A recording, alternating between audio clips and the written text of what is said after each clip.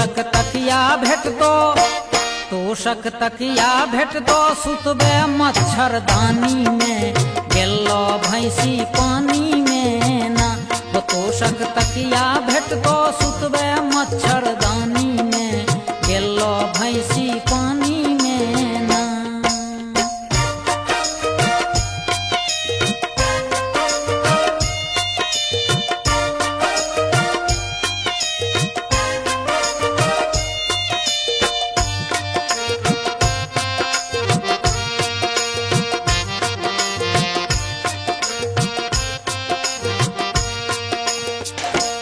माथा जइबे पड़ी